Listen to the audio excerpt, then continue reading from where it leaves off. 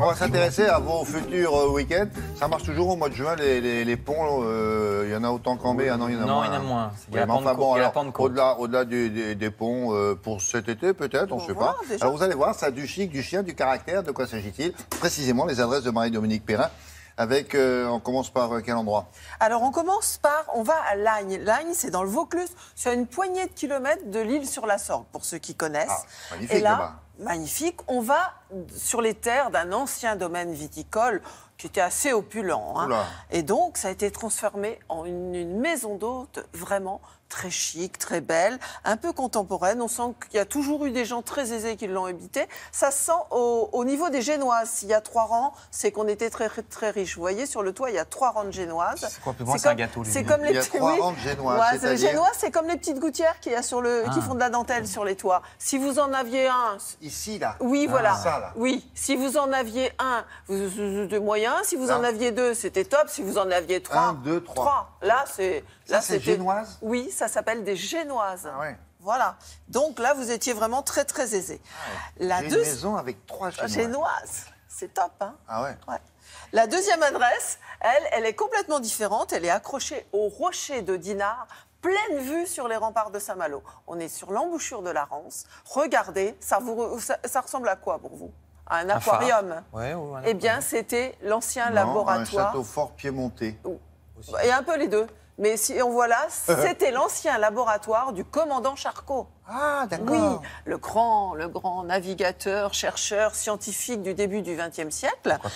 Et c'est là qu'il préparait toutes ces expéditions vers l'Arctique. Alors ça avait été complètement abandonné. Ça vient d'être rénové par un couple un peu mécène qui, plutôt que d'y faire des appartements, se sont dit on va faire un hôtel de luxe et comme ça on va créer des emplois dans le coin. Très bien. C'est magnifique, vous allez voir. Original en tout cas. Ah mais magnifique, le bar Art déco, regardez, c'est somptueux.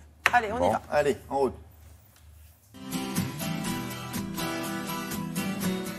Ils rêvaient de Sienne et de la Toscane.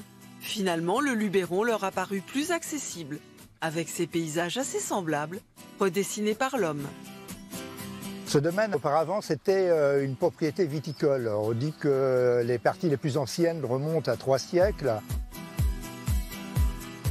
C'est une propriété assez curieuse parce qu'elle se rapproche de l'architecture d'une bastide, mais en revanche, elle a des volumes. Les bastides sont toutes basses de plafond. Celle-ci est assez imposante, elle dispose d'une maison de maître. Dans d'autres ailes, nous avons les chambres d'hôtes. On a essayé de lui donner un fonctionnement de maison beaucoup plus moderne, de faire rentrer la lumière sans trahir les matériaux, mais en mettant une décoration appropriée, une décoration du moment. Et tout ça a été mis en musique par notre décoratrice qui nous a créé ce décor un peu insolite, qui nous a trouvé ces papiers peints un peu rares, mais qui fonctionnent très très bien avec la pierre. Perroquet ou arabesque vitaminée, salle d'eau façon atelier, mobilier vintage. Et puis 10 000 mètres carrés de jardins aménagés sous les pins et les cyprès.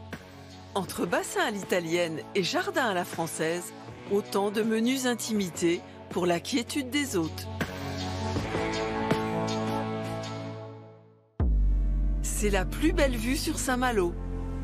De l'autre côté de la Rance, Castelbrac. Un drôle de nom pour un drôle d'hôtel, accroché au rocher de Dinard. On le doit à un lord anglais venu en villégiature sur la côte d'Émeraude. Castel, parce que la bâtisse fait penser à un château. Lord Hamilton y a créé des créneaux, et Brac, parce que quand il est arrivé sur la côte, il a regardé cette bâtisse et il a dit « What, my God, what a bric-à-brac ». Des hublots en guise de fenêtres.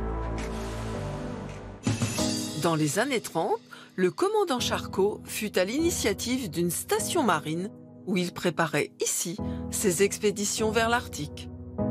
On a repris des anciens carrelages, de l'ancienne mosaïque. Il y a des meubles bien particuliers qui ont été créés de toutes pièces. Vous avez les tables basses avec des écailles de poisson. Vous avez également des lustres en forme de coquillage. Sur les mosaïques, on va retrouver la couleur émeraude.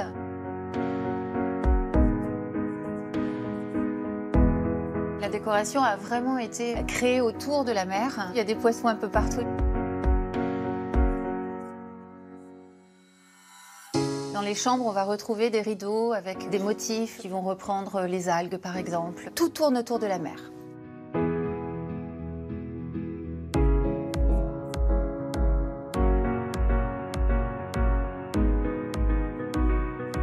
Les poissons s'invitent aussi à table.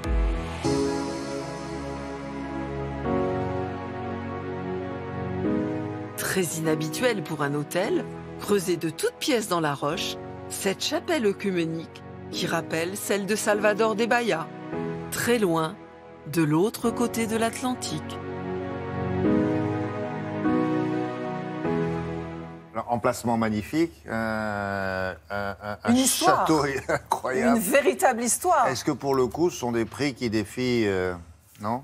Qui défie moyennement, on va dire.